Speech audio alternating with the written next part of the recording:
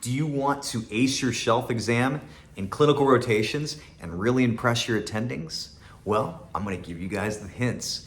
My name is Dr. Greg with Medical Muscle, and I'm gonna share with you guys some things that I wish I did while in clinical rotations as a medical student, okay?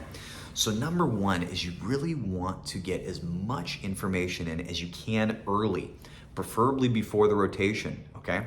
So many of you are gonna start in August, so I'm making this video now to get you ready. Anki is probably one of the best things that you can do to accumulate a lot of information very quickly, okay? You can do hundreds of cards a day compared to doing Uworld questions, which is harder to do, okay? It takes more time. So say if you're going into IM, look up an Anki IM deck and just start going through it. What's great about Anki is you can do questions anywhere. You can do it on the train, you can do it on the bus, you can do it when you're waiting for patients. It's quick, it's easy. So download the app, it'll help you, okay? Number two is you gotta get your questions in, your Uworld questions. How do you do that? How do you figure out how many you gotta do a day?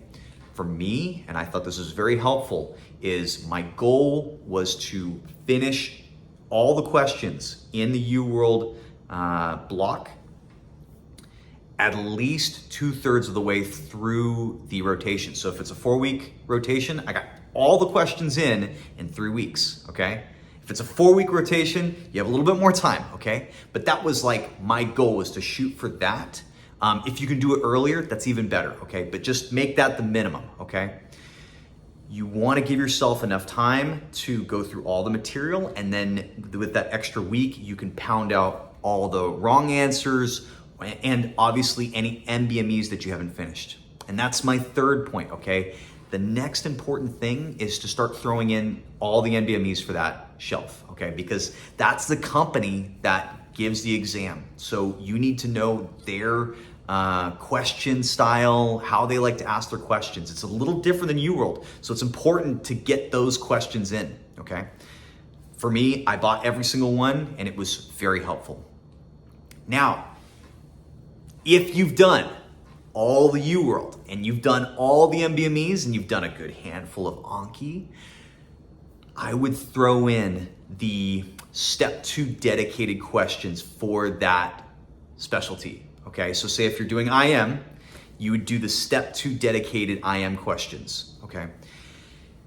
In the past, I used to think it was a good idea to save questions, right? Because you wanna have novelty when you're doing questions. Because if you've seen the question before, you can kind of cheat, right? But what I've found is that, say if your first rotation is IM, by the time you get to dedicated study, Uworld has replaced a lot of the questions and added in new ones, okay? So you're gonna get a lot of new fresh content. Also, many of you, I'm gonna be honest, are not gonna be able to get through all your questions. You're not going to. You're not gonna be able to get through all your dedicated step 2 questions. I know many people who didn't. So this way, you can cover everything just in case that happens, all right? Now, if for some reason you get through all that stuff, all the Uworld questions, all the NBMEs, all the step 2 dedicated questions, purchase another question bank. I used Amboss, you can use other ones, it doesn't matter. I don't think it matters because it's all about just seeing content. So all these things together will give you a fantastic base of knowledge so that when you get into your rotation, you're crushing it, right? Okay, now it's not all about questions, right? They're very important. They give you a good foundation so that you can impress your attendings and all that, and also do well on your shelf. But the other thing is that when you go into the rotation, especially, I'm telling you, especially the ones you think you wanna match into, okay? Even if you're not 100% certain that that's the one you wanna go to, but if you have any inclination that this is something you'd like to do, you want all the staff, everybody in that whole rotation, everybody, all the nurses, all the attendings, all the residents, they need to know that you're excited, you are pumped to be there every single day. I'm not saying you shouldn't do this for rotations you don't care about, but especially for the ones that you're interested in, you gotta be pumped. You gotta be a hard worker. You have to be excited to be there. You have to just show that this is everything that you've ever wanted, okay? Even if in reality, that's not 100% the case. You have to prove it, and attendings really like it, okay? It will look really good when it comes to residency, because then you'll get great letters of rec, okay?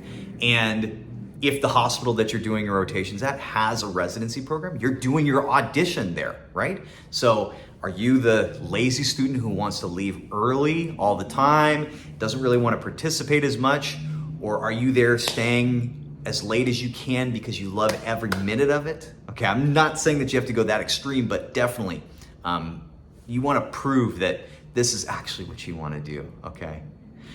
Guys, I wish you the best of luck going through clinicals. They're very tough, but I think you'll kick butt if you do these things.